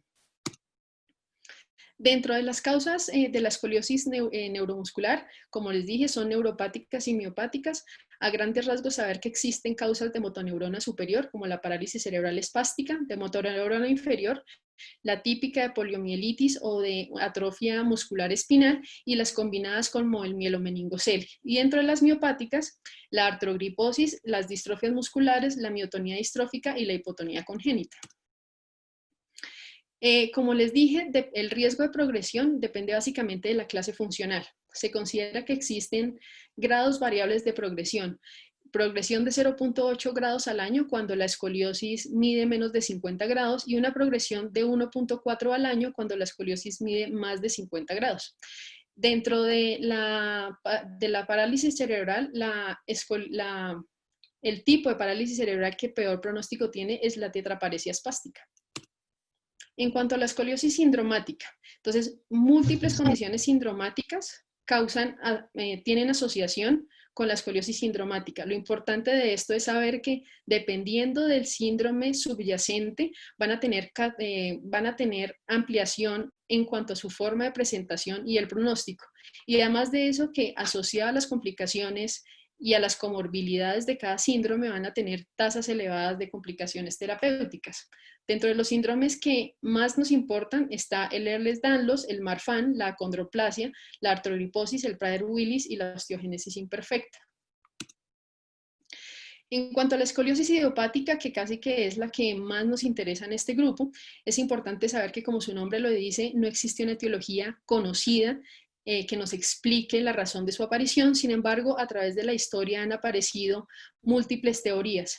La primera teoría está básicamente encaminada a considerar que es secundaria a una malposición dentro del útero. ¿Y por qué consideraron esto? Porque se dieron cuenta que los pacientes que tenían escoliosis idiopática de inicio temprano asociaban, por ejemplo, limitación para la abducción de las caderas, la plagiocefalia, entre otros. Cuando se dieron cuenta que los pacientes con estas asociaciones no nacían o no presentaban en el nacimiento la escoliosis idiopática, surgió la teoría ambiental. Y la teoría ambiental lo que trata de explicar también es esa diferencia de incidencia y de prevalencia de la escoliosis en los diferentes entornos geográficos. Se considera que la posición del paciente o del niño al nacer y al dormir tienen un impacto importante. Se considera que existe mayor incidencia en Europa porque los pacientes o los niños duermen en decúbito supino, mientras que en Estados Unidos existe un menor riesgo porque los niños duermen en decúbito prono. Dentro de la escoliosis idiopática existen dos tipos de escoliosis idiopática, dependiendo de la edad de presentación. La infantil, cuando se presenta en los menores de 3 años, y la juvenil, cuando se presenta entre los 3 y los 8 años. Ambos tienen un comportamiento diferente. La escoliosis idiopática infantil se presenta en un 1% de la población y es más frecuente en hombres que en mujeres, mientras que la juvenil se presenta con mayor frecuencia en mujeres. Es importante saber, como lo hemos hablado en las anteriores escoliosis, que existen cosas que nos hablan del pronóstico. Meta, gracias a su descripción histórica, nos da dos grandes herramientas radiológicas para saber cuál escoliosis idiopática va a progresar y cuál no.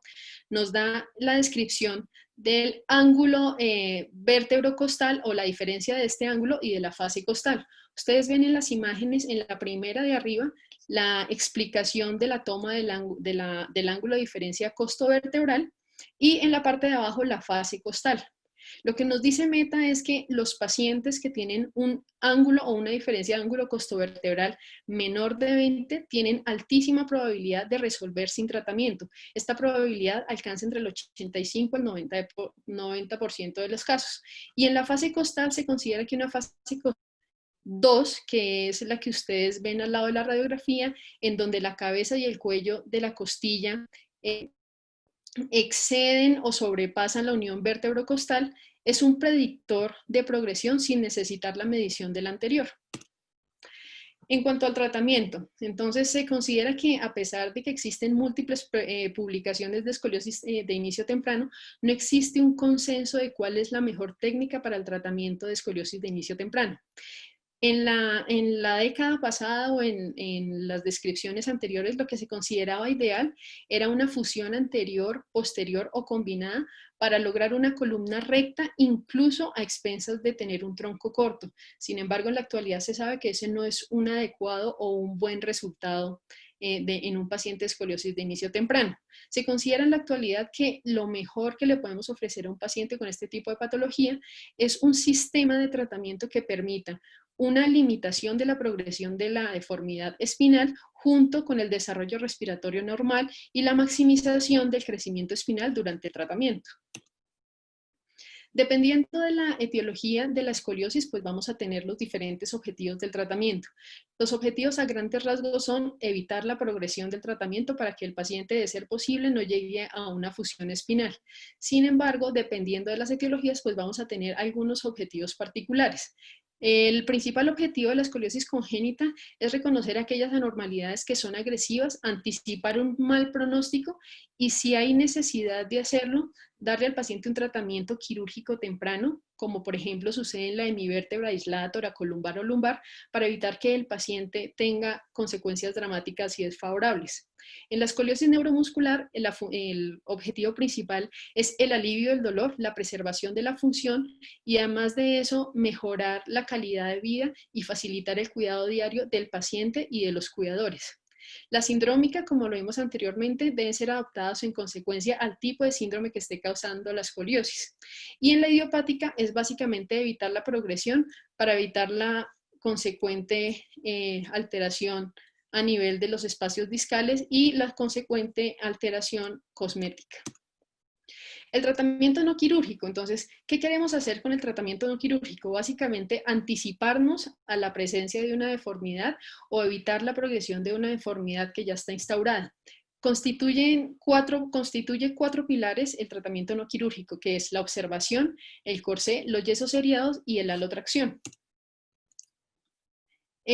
¿Cuándo vamos a hacer observación? Entonces, dependiendo del tipo de etiología de la escoliosis que tengamos. Si es una escoliosis idiopática, pues sabemos que tenemos las herramientas dadas por Meta. Entonces, un paciente con un COP menor de 25 grados, con una diferencia del ángulo costovertebral menor de 20, o una vértebra en bloque, si es una escoliosis congénita, sabemos que son alteraciones que presentan bajo riesgo de progresión y por ello son candidatos o subsidiarios de observación. Sin embargo, cuando encontramos un RBAD mayor de 20 grados o una fase costal mayor de 2 grados y un COP entre 20 y 35 grados, sabemos que es una entidad que tiene altísimo riesgo de progresión y por ello el tratamiento debe ser iniciado de la forma más rápida posible. Los yesos y los corsés, básicamente indicados en pacientes que tengan escoliosis idiopática de inicio temprano, pues la literatura no es muy formal en decir cuáles son los resultados en el resto de etiologías de la escoliosis y van a ser en pacientes con un COP mayor de 25, con un RBAD mayor de 20 o una fase costal 2. En las curvas rígidas o mayores de 35 grados se prefiere el yeso sobre el corsé. Y debemos tener en cuenta que es importante saber cuál es el ápex de la curva. Si el ápex de la curva escoliótica está por encima de T8, debemos incluir en el yeso los hombros y cuando el ápex de la curva está entre T1 y T5, es ideal la extensión occipitomandibular para controlar adecuadamente las deformidades. Dependiendo del momento o de la fase de crecimiento en la que esté el paciente, estos cambios de yesos van a ser cada 3 o 4 meses. ¿Cómo se coloca este yeso? Este yeso básicamente tiene las siglas de EDF, que significan elongación, desrotación y flexión.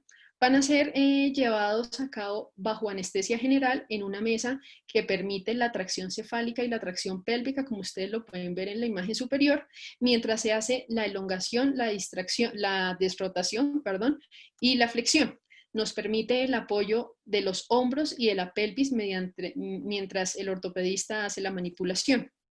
¿Cuándo sabemos que se ha finalizado el tratamiento con los yesos o el corsé? Cuando la curva se ha resuelto, es decir, tiene una magnitud de COP menor de 10 grados o cuando falla el tratamiento. Cuando se ha llevado a feliz término este tratamiento, lo que se aconseja es continuar con un brace al menos por 1 o 2 años más y se aconseja además de eso seguir al paciente hasta que alcance la madurez esquelética para evitar una progresión de la curva sin que el cirujano se dé cuenta. El tratamiento mínimo habitualmente es de 1 año. Este es uno de los casos pues, que mostramos del hospital en donde ustedes ven una escoliosis de inicio temprano en una paciente de 3 años de etiología idiopática que fue manejada con yeso, en donde el yeso constituye el tratamiento definitivo. Es importante saber que los yesos pueden constituir un tratamiento definitivo, como en este caso, o un tratamiento temporal. El tratamiento temporal básicamente tiene como objetivo permitirle al cirujano ganar tiempo mientras el paciente logra una adecuada longitud espinal para lograr una fusión espinal definitiva sin tener impacto en la función cardiopulmonar. El alotracción. El alotracción básicamente es una herramienta temporal que se utiliza para la reducción de la magnitud de la curva cuando vamos a empezar el tratamiento con yesos o cuando el paciente va a llegar a ser manejado con cirugía. Nos permite varias cosas: mejorar la función pulmonar preoperatoria, mejorar también el estado nutricional y disminuir el riesgo neurológico. ¿Por qué? Porque permite una corrección gradual de la deformidad. Las complicaciones son bajas, se estima que más o menos se encuentran entre 0.07% y básicamente están asociadas a alteraciones del par craneal patético, sobredistracción e infecciones superficiales. Es importante saber que aquel paciente que es manejado mediante alotracción es un paciente que tiene que ser monitorizado tanto radiológicamente como clínicamente. ¿Por qué? Existen protocolos de alotracción en donde se alcanza hasta el 50% del peso total del paciente. Sin embargo, existen otros autores que incluso llegan hasta el 100% del peso del paciente, siempre y cuando no exista déficit neurológico ni dolor cervical, que serían como los dos indicadores para parar en el aumento progresivo del peso que utilizamos en la tracción. En cuanto al tratamiento quirúrgico, entonces, pues evolutivamente se ha cambiado desde las técnicas de fusión tempranas con espaldas cortas y con síndrome de insuficiencia respiratoria a las técnicas actualmente consideradas como el gold estándar, que son las técnicas growth friendly. Es importante conocer que en el tratamiento quirúrgico que se hacía antes, en donde se llevaba a cabo una fusión posterior únicamente, se empezaron a desarrollar fenómenos adversos como el fenómeno del cigüeñal, en donde ustedes se dan cuenta que se logra una fusión posterior, pero en un esqueleto inmaduro se continuaba el crecimiento anterior, provocando una deformidad asociada después de la fusión espinal definitiva. En cuanto a las técnicas que denominé actualmente como el gold estándar, son definidas en 3 categorías: distracción, compresión y las categorías de crecimiento guiado. Las primeras que vamos a ver son las más utilizadas en la actualidad, que son las categorías de distracción, que han tenido también una evolución histórica en sus técnicas a utilizar. La primera descrita fue en 1962 con única barra por Harrington, hasta la doble barra que se utiliza en la actualidad, descrita por Barnia. Se utiliza también, además de esto, barras magnéticas, como lo vamos a ver, y además de eso, el Vepter. El Vepter es un sistema que en la actualidad, al menos en la escuela donde yo estaba, lo utilizábamos solamente para las escoliosis secundarias a causas toracogénicas. Se han realizado múltiples estudios que tratan de definir cuál técnica quirúrgica tiene mejores resultados, si la técnica de barra única o de barra doble. Este que les pongo acá, en el 2005, lo que dice es que ambas técnicas de barras convencionales tienen buenos resultados clínicos posoperatorios. Sin embargo, tiene mejores resultados el grupo de doble barra en cuanto a distracción lograda en la primera instrumentación, lograr mantener la corrección de la curva, y además de eso evita también o disminuye en cierto grado las complicaciones asociadas. Este es un caso de un paciente con una escoliosis de inicio temprano de etiología idiopática, 8 años, manejada con barras de crecimiento convencionales. Es importante saber que existen pues ventajas y desventajas en cuanto a la utilización de barras convencionales, todas ellas asociadas a complicaciones de hasta un 70 o un 80%, como más adelante lo vamos a ver. Esta es una paciente con atrofia muscular tipo 1, es decir, con una escoliosis de inicio temprano de origen neuromuscular, en la que se llevó a cabo un tratamiento con sistema de alargamiento tipo Vepter. Cuando empezamos a manejar pacientes con sistemas de alargamiento, nos damos cuenta que hay complicaciones que son típicas del Vepter y otras complicaciones que son típicas de los sistemas de barras convencionales. Complicaciones típicas que vimos con el Vepter: la presencia de PJK o de cifosis proximal a la instrumentación, y complicaciones asociadas a las barras convencionales, por ejemplo, las asociadas a los implantes, como rupturas o desanclajes de las mismas. Como les dije anteriormente, las complicaciones asociadas a este tipo de instrumentación son altísimas. Las complicaciones desde fusión relacionadas con la piel, infecciones de la herida relacionadas con el implante, con el alineamiento y neurológicas. Sin embargo, es importante tener en cuenta que, como se considera las técnicas gold estándar, tenemos que aprender a manejar estas complicaciones, y existen por eso formas de lograr que reduzcan al máximo posible. Sin embargo, hay una de ellas que no es tan fácil de manejar y por esta, pues tratando de arreglar o de disminuir esta complicación, se llevó a cabo la producción de las barras manejadas con controlador magnético, que es la complicación denominada ley de reducción del rendimiento. ¿En qué consiste? En la presencia de una autofusión producida por la reducción de la capacidad del crecimiento vertebral debido a la rigidez de la instrumentación. Se considera que se puede mejorar espaciando los alargamientos con los sistemas de barras duales a por lo menos cada 6 meses para disminuir el sangrado y la formación asociada de hueso con cada alargamiento. Estas son imágenes típicas de complicaciones posoperatorias asociadas a los sistemas de crecimiento, de alargamiento, como por ejemplo la prominencia del material, las úlceras por presión con la exposición del material, las rupturas de las mismas y en la imagen grande ustedes ven la presencia de una cifosis proximal a la instrumentación. En cuanto a las técnicas de distracción actuales, las MAGEC son las barras de crecimiento mediadas con controlador magnético, lo que constituyen son una técnica de alargamiento médico intervencionista. Lo que hace esto es que trata de disminuir todos los impactos, no solamente en infección, en costos a nivel de las estancias hospitalarias y de los múltiples tratamientos quirúrgicos, sino también trata de reducir el impacto psicológico del paciente y de los cuidadores de cada uno de los procedimientos quirúrgicos que se evita. Es importante saber que las complicaciones, como lo vimos en el cuadro anterior, no se reducen. Son propias y las complicaciones del implante llegan a ascender hasta 72%. Sin embargo, sí permiten, por ejemplo, llevar a cabo alargamientos con mayor frecuencia sin necesidad de anestesia y se pueden hacer básicamente y con facilidad en el consultorio.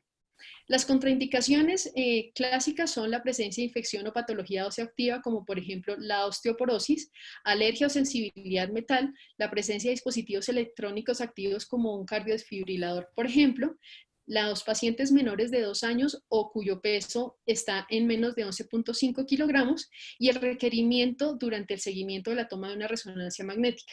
Esta última ya está mandada a recoger porque los resonadores actuales permiten la toma de resonancias sin alterar el funcionamiento del sistema y por esto ya no se considera una contraindicación.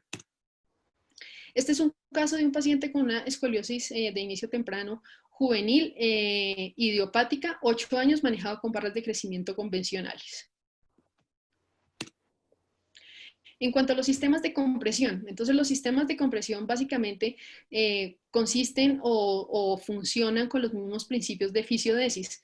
Los primeros autores, que son los que están acá descritos, fueron quienes los describieron en modelos animales. Inicialmente se utilizaban las grapas aplicadas mediante abordajes anteriores, pero también como los anteriores han tenido una evolución histórica. En la actualidad, como ustedes se pueden dar cuenta en las radiografías de la derecha, constituyen básicamente la aplicación de tornillos en el cuerpo vertebral que están conectados por una banda de polipropileno que permiten dar la compresión a nivel de la convexidad de la curva, mientras permite el crecimiento de la concavidad de la misma. Dentro de las complicaciones asociadas, pues existen las inherentes al abordaje y además de eso las complicaciones discales. ¿Por qué? Porque como se está dando una compresión a nivel del espacio interdiscal, lo que ocurre es que existe degeneración discal, calcificación de las placas terminales y con ello puede empezar a provocar dolor espinal en edades tempranas. En cuanto al crecimiento guiado, el crecimiento guiado básicamente nos nombra 2 técnicas que están hasta ahora empezando a ser utilizadas y estudiadas, que son el Shilla y el Lucky Trolley, que lo que hacen es que básicamente permiten una distracción pasiva de la columna sin necesidad de procedimientos repetidos. ¿Esto qué quiere decir? Que solamente el paciente requiere el procedimiento quirúrgico de la implantación y que a medida que el paciente va creciendo permite la corrección guiada de la deformidad espinal. Es importante saber que son útiles en escoliosis flexibles en las que somos capaces de lograr una importante corrección de la deformidad en el momento del implante. Depende del potencial del crecimiento espinal restante, es decir, que no lo podemos utilizar en un paciente que ya esté iniciando el periodo puberal de crecimiento rápido y evita complicaciones como las que vimos con las barras de crecimiento convencionales como la anquilosis y la autofusión. Sin embargo, a pesar de que tiene ventajas, pues también ofrece desventajas. ¿Y cuál es ese? Que requiere mayores puntos de fijación espinal. Y con esto es importante saber que los pacientes menores, por ejemplo, con escoliosis congénita, tienen pedículos hipoplásicos, tienen láminas hipoplásicas o malformaciones de los arcos posteriores que hacen que sea más difícil lograr una toma pedicular y por eso no es tan fácil la utilización de estos sistemas de crecimiento guiado. Hay otra pregunta importante a determinar y es qué pasa en estos pacientes a los que hemos sido capaces de manejar de manera adecuada durante toda su época de crecimiento hasta la pubertad y que hemos logrado tener una corrección satisfactoria. ¿Qué hacemos con estos pacientes? ¿Los llevamos todos a fusión espinal definitivo o no? Existe un estudio que es el que ustedes ven enumerado en la parte de abajo, que nos muestra que no todos los pacientes que han sido manejados con sistemas de crecimiento tipo barras o como los anteriormente nombrados, necesitan ser llevados a corrección espinal. ¿Por qué? Porque pueden ser graduados de los sistemas de crecimiento.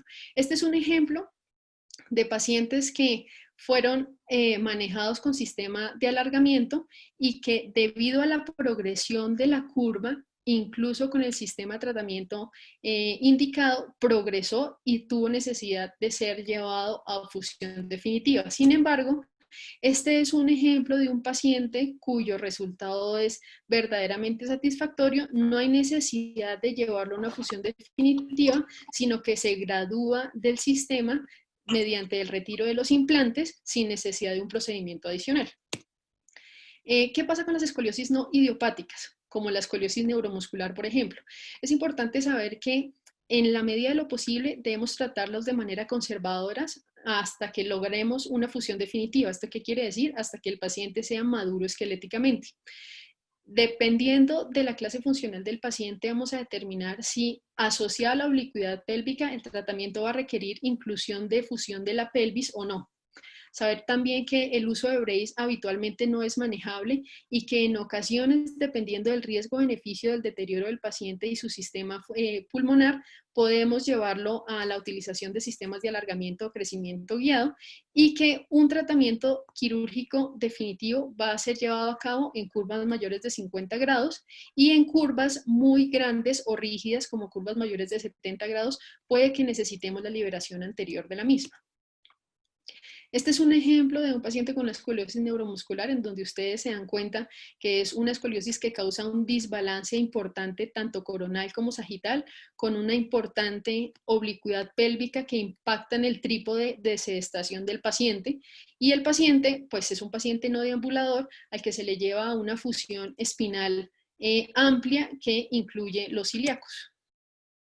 En la escoliosis congénita, que son potencialmente progresivas, como lo vimos, como por ejemplo la hemivértebra completamente segmentada, pues hay que definir otro tipo de tratamientos, como la resección de la hemivértebra, la fusión in situ o incluso cirugías de reconstrucción. La resección de la hemivértebra es básicamente un tratamiento que está indicado en pacientes menores de 5 años con deformidades aisladas, es decir, que solamente cuentan con esta hemivértebra y está causando una progresión rápida. La fusión in situ se puede utilizar, por ejemplo, en patologías secundarias a un defecto de segmentación unilateral. ¿Esto qué quiere decir?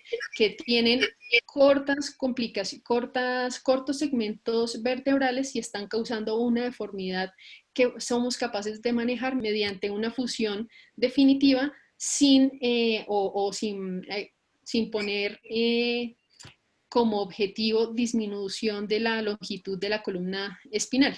Y las cirugías de reconstrucción básicamente son utilizadas en deformidades complejas multiplanares y constituyen las diferentes osteotomías, desde las osteotomías tipo Ponte, Smith-Petersen, hasta la resección vertebral. Importante saber que estas deformidades complejas multiplanares, cuando se llevan a tratamiento quirúrgico, son deformidades que se asocian a múltiples complicaciones, dentro de ellas pérdidas sanguíneas que se cuantifican hasta 8.000 mililitros durante la cirugía, además de eso, déficit neurológico hasta un 25% de los casos. Este es un caso de una hemivértebra llevada a tratamiento quirúrgico mediante resección y una fijación de un monosegmento con un resultado favorable.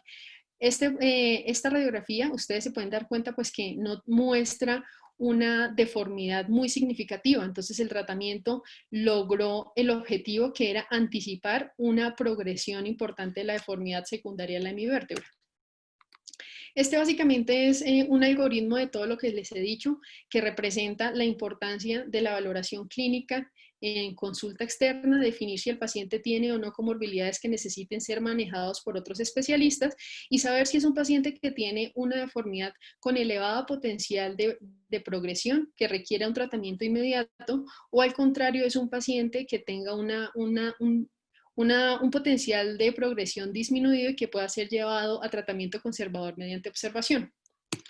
Como mensajes finales, les dejo que la escoliosis de inicio temprano constituye una entidad demandante que requiere un estudio minucioso para descartar etiologías subyacentes y prevenir un deterioro sistémico, que el conocimiento de la historia natural de cada grupo etiológico permite una guía clínica para la predicción de deterioro, que la exploración física compone una herramienta útil en la aproximación diagnóstica y junto con las radiografías simples presentan la base angular para la toma de decisiones terapéuticas y que el tratamiento ideal es aquel que permita anticipar la progresión en armonía con el crecimiento torácico y espinal que resulta en una función cardiopulmonar satisfactoria. Muchas gracias. Doctora Yajaira, muchísimas gracias por su presentación. Una excelente revisión hecha tanto por usted como por el doctor Rojas. Me permito abrir la sesión de preguntas. La primera pregunta, doctor Rojas, es con respecto a la utilidad de los sellantes en la reparación de los flexores en la zona 2. ¿Qué opinión tiene al respecto? ¿Qué evidencia existe?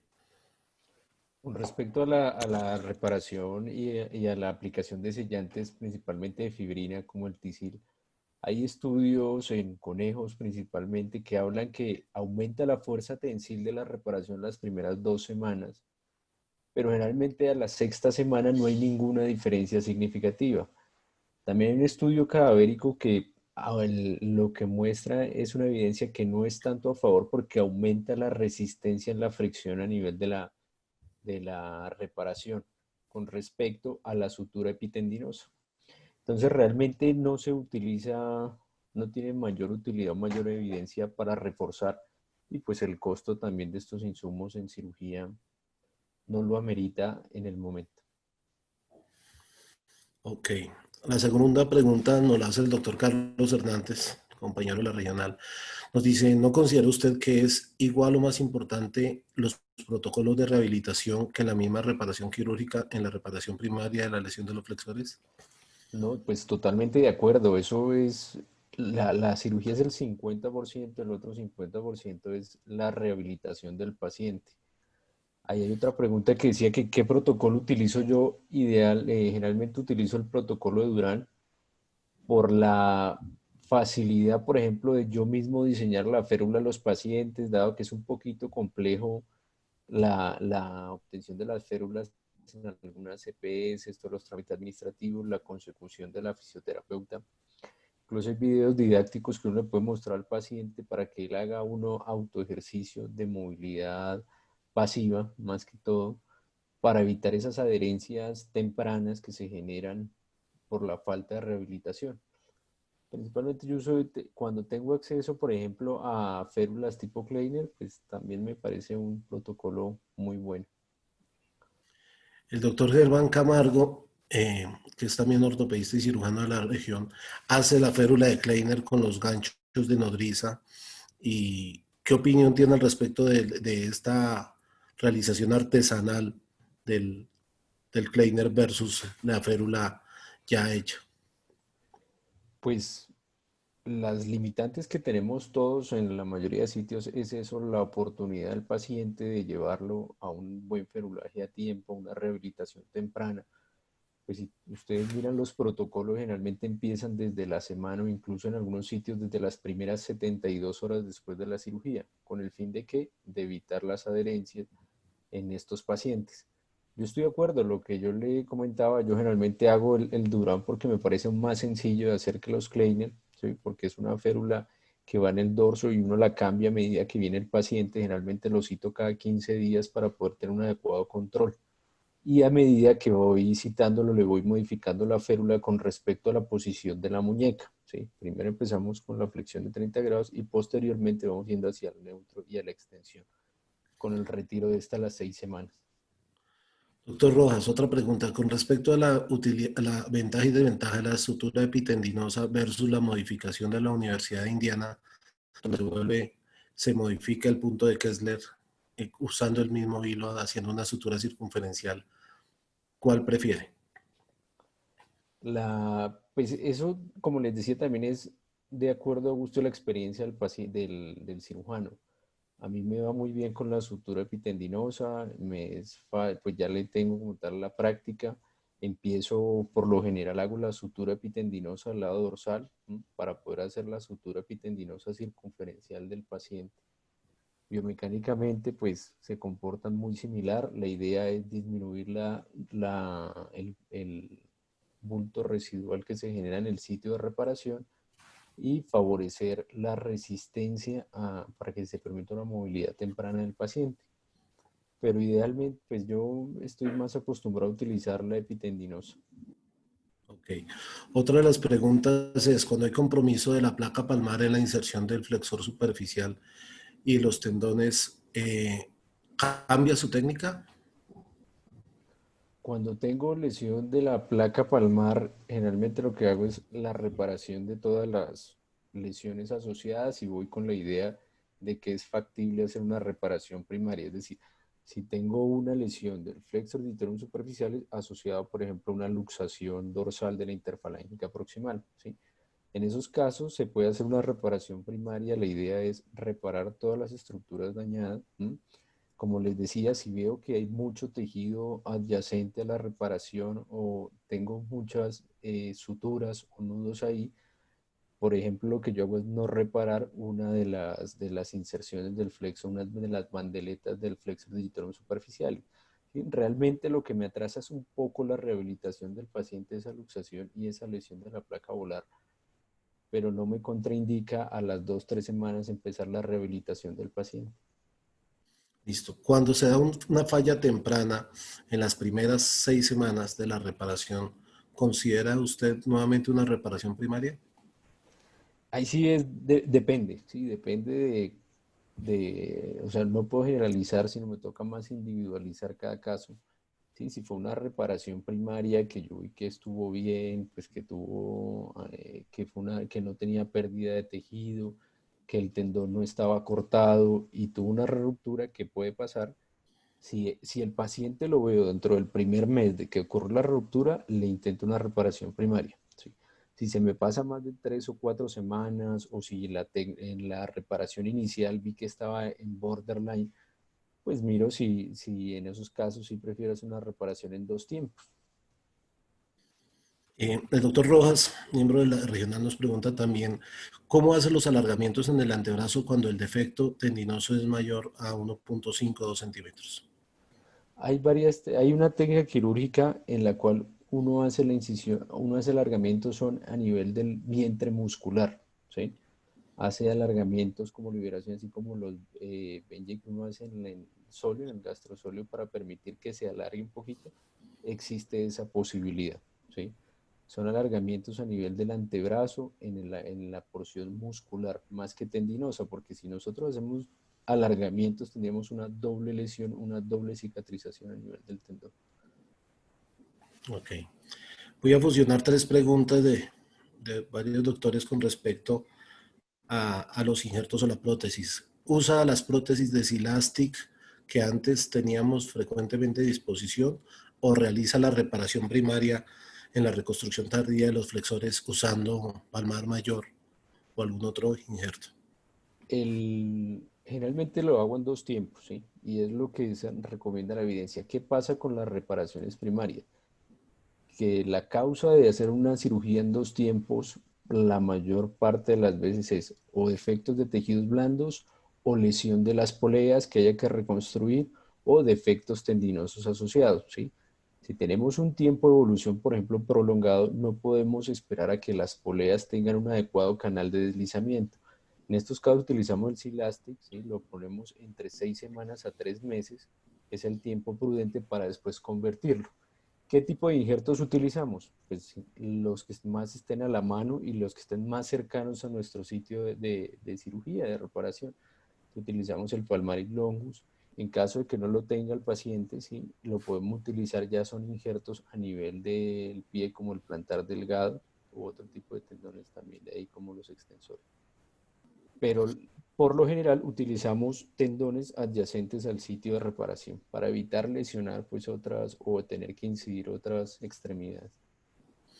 En ausencia del Silastic, de las prótesis con las que antes contábamos fácilmente, ¿usa algún otro dispositivo, sonda Senelaton delgadas o algún tipo de dispositivo que pueda reorientar nuevamente el túnel osteofibroso? La sonda Nelaton es una opción, incluso ahorita tuvimos casi 8 meses en que era imposible conseguir el Silastic y pues los pacientes se veían afectados y atrasados. Una opción es utilizar la sonda Nelaton, aunque idealmente el dispositivo de silicona nos permite una mejor formación de ese túnel osteofibroso para que se deslice después el injerto que vayamos a utilizar. Listo, me hacen otra pregunta aquí con respecto a la liberación de la polea, generalmente las impares, y dejar viables solo un 50%, como lo comentaba usted en la presentación, la polea 2 y A4 para evitar la tensión. ¿Qué opina al respecto de la reparación siempre de la polea 3? Eh, de- Depende de lo que hablamos en la charla, ¿sí? Las poleas A2 y A4, como les dije, se pueden liberar parcialmente. La A4 incluso se puede liberar la totalidad de estas siempre y cuando tengamos la viabilidad de tener poleas, las impares, como tú dices, Freddy, me acabas de afirmar. Lo otro que uno puede hacer es que uno puede hacer manejos combinados siempre y cuando uno no dañe más del 50% de las poleas de los dedos. ¿En qué significa esto? Uno puede hacer liberaciones totales de C3, de A3, perdón, asociado a liberaciones parciales de A2 sin tener deformidades en cuerda de arco asociado. Obviamente uno no puede liberar más del 25% en estos casos porque ya tendríamos pérdida parcial de la polea 2 y pérdida total de la polea 3. Pero se puede hacer, ¿sí? Todo depende de qué, de los hallazgos intraoperatorios. Ok. Otras preguntas nos dice, ¿que utiliza algún suplemento cuando las lesiones tendinosas son múltiples? Pero ¿en qué sentido el suplemento de... Me imagino que para la reparación primaria, o alguna otra alternativa tendinosa además de palmar y longus, cuando tienen múltiples lesiones con defecto. Pues lo otro que uno puede utilizar son transferencias de los mismos superficiales de los dedos sanos en la mano, ¿sí? Uno puede hacer transferencias locales, por ejemplo, del dedo anular al dedo medio o así, pues dependiendo de la necesidad, ¿sí? Pero, pues si necesito varios tendones, tenemos dos palmaris longus, ¿sí?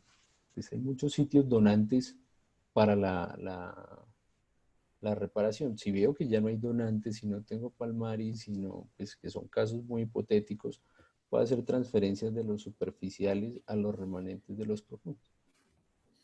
Y la última pregunta que hay con respecto a la presentación, doctor Rojas, es, ¿eventualmente usa la tenodesis? ¿Cuál sería la indicación de la tenodesis o la de la reparación de uno de los dos flexores enzonados?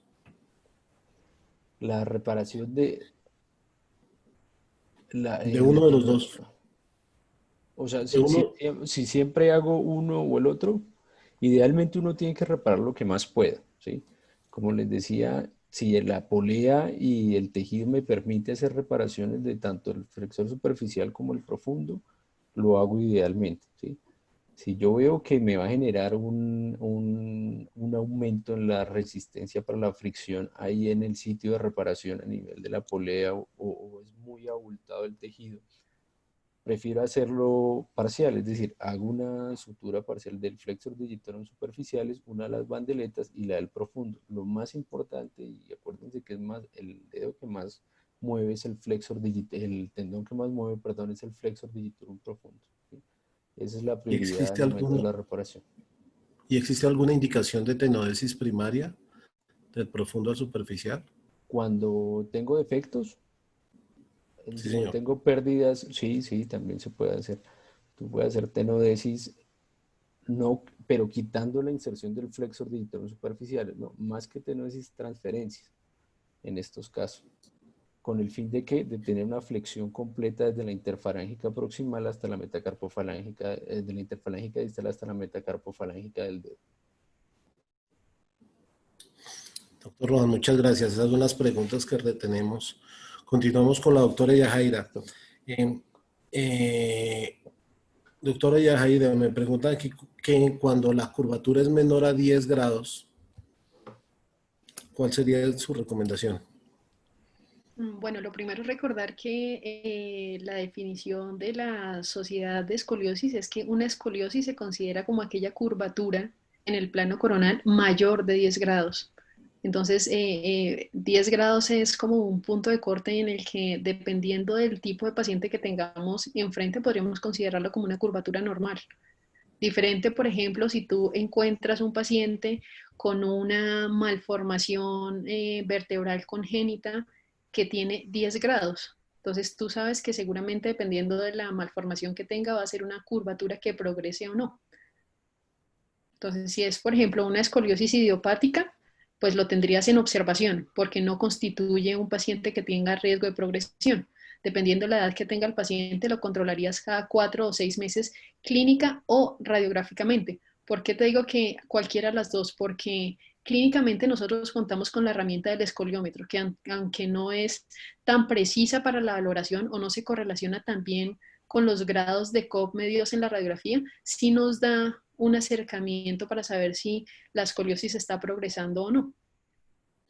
Doctora, dentro del manejo de diagnóstico radiológico, el screening ideal sería panorámica de columna en sus dos proyecciones, resonancia magnética, y dejaría como alternativas las proyecciones dinámicas y la tomografía para el acto operatorio, o pediría todas de entrada para llevar al paciente a cirugía. Lo primero, radiografías simples. Panorámica, como lo dijimos, teniendo en cuenta cuáles son las consideraciones para definirlas como de buena calidad. Entonces, columna cervical completa hasta las cabezas femorales, que nos permita ver la totalidad de la caja torácica, que nos permita valorar también el signo de Riser, por ejemplo, y la presencia o no de cartílago trirradiado abierto. ¿Cuándo pediría una resonancia magnética? Cuando un paciente tiene alteraciones del examen neurológico, que lo vimos que hasta un 4 a un 38% de los pacientes con escoliosis congénita lo presentan, o cuando son curvas atípicas, pero la resonancia magnética no constituye un screening para todas las escoliosis de inicio temprano. ¿Cuándo pediría los test de bending o las proyecciones adicionales? Como lo dijimos, se benefician de test de bending los pacientes que van a ser llevados a tratamiento quirúrgico. Es importante, por ejemplo, si ustedes se dieron cuenta en la clasificación de SEOs, que no se incluyó la flexibilidad de la curva dentro de una de las variables de la clasificación. Y esto es porque los autores se dieron cuenta en la revisión de la literatura que no en todos los centros la tomaban de manera adecuada y que no todos los cirujanos lo consideraban necesario antes de operarlo. Entonces eso varía mucho dependiendo del cirujano tratante, pero en mi concepto solamente los tomaría cuando definiera un tratamiento quirúrgico.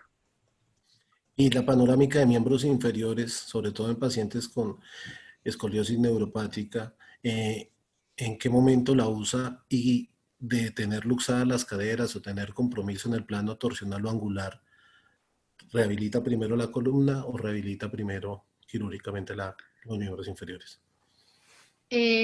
¿Cuándo panorámica de miembros inferiores? Cuando en el examen físico detecto una discrepancia de longitud y considero necesario ver si la discrepancia de longitud tiene un impacto importante sobre la escoliosis o no. Y si se presenta, por ejemplo, una escoliosis de origen neuromuscular asociada a la cadera, pues ya está definido que, por ejemplo, cuando tratas primero la cadera y después tratas la columna, el tratamiento de la columna puede causar la luxación de la cadera. Entonces, primero trataría la columna. Ok. Cuando hay dismetría de la extremidad o oblicuidad pélvica estructurada, ¿existe algún criterio para la fijación pélvica? No entiendo muy bien tu pregunta, pero la fijación pélvica en pacientes de escoliosis de inicio temprano es muy rara vez realizada. Solamente se realiza en pacientes con etiología de escoliosis de inicio temprano neuromuscular, no de ambulantes, es decir, clase funcional 4 o 5, y que tengan una oblicuidad pélvica tan marcada que impide que el paciente tenga una buena posición en la sedestación. Ok. La pregunta del doctor Jaime Moyano es, ¿qué estrategia se puede usar para disminuir el riesgo de cifosis de la unión proximal en pacientes sometidos a instrumentación vertebral? Bueno, la presencia la presencia de PJK está asociada básicamente, por ejemplo, a la violación de las estructuras ligamentarias como el complejo del ligamento interespinoso y supraespinoso, más arriba de donde debería ser dependiendo de los niveles de instrumentación requeridos de manera proximal, y también cuando no se moldean en cifosis las barras que se van a utilizar para la conexión en los implantes proximales. Ok. Nos preguntan también qué opinión le merece el neuronavegador a la estimulación nerviosa dentro del control intraoperatorio del manejo de la escoliosis temprana. Bueno, en las instituciones en donde realicé mi formación teníamos dos tipos de neuronavegador. Teníamos el Airo, que es un neuronavegador por TAC, y teníamos el Azurion. El Azurion es un navegador que está asociado a un sistema de imágenes bidimensionales. Parecido al EOS, eso quiere decir que derivado de las imágenes bidimensionales se podía hacer una reconstrucción tridimensional. ¿Cuándo lo usábamos? Lo usábamos, por ejemplo, ante escoliosis congénitas en donde las alteraciones de los cuerpos posteriores eran muy severas y teníamos dudas de en dónde íbamos a empezar la toma pedicular, por ejemplo. También las utilizábamos cuando habían pacientes con síndromes asociados, por ejemplo, a hipoplasias vertebrales severas, en donde necesitábamos tener la seguridad de tener una buena toma pedicular, porque si perdíamos una toma pedicular eso implicaba cambios en los niveles a instrumentar, pero no lo utilizábamos de manera rutinaria. Sin embargo, hay estudios que lo que hacen es que comparan la seguridad de los tornillos pediculares con tomas navegadas y no navegadas, y reportan que no es una diferencia estadísticamente significativa comparado los navegados con los colocados con la técnica de mano alzada. Sin embargo, ante deformidades complejas en varios planos, sí los utilizamos en el hospital. Bueno, esas fueron todas las preguntas. En nombre de la Junta Directiva de la Seccional Boyacense de la Sociedad Colombiana de Ortopedia y Traumatología, quiero darle mis agradecimientos a nuestros dos expositores, quienes se acaban de vincular a la región. Entonces vamos a tenerlos muy cerca para poder crear a través de estos medios de comunicación juntas médico-quirúrgicas que nos puedan ayudar a enriquecernos en el diagnóstico y tratamiento de las patologías tanto del miembro superior y de la columna. Y en nombre del doctor Fernando Crestancho y mío, nuestro agradecimiento a ustedes por la colaboración, por su tiempo. Es bastante gratificante tener una participación de 170 personas en su pico y 80 personas a estas horas de la noche y en estos momentos. Entonces, en nombre de toda la sociedad, muchísimas gracias. Esperamos estar próximamente con ustedes compartiendo nuevos webinars a través de los diferentes líderes de opinión en cada uno de los sectores del departamento. Muchas gracias, Fernando. Bueno, muchas gracias a ustedes. Muchas gracias y les agradezco la invitación y que tengan una feliz noche. Buenas noches para todos. Muchas gracias. Feliz noche. Hasta luego. Hasta luego, buenas noches.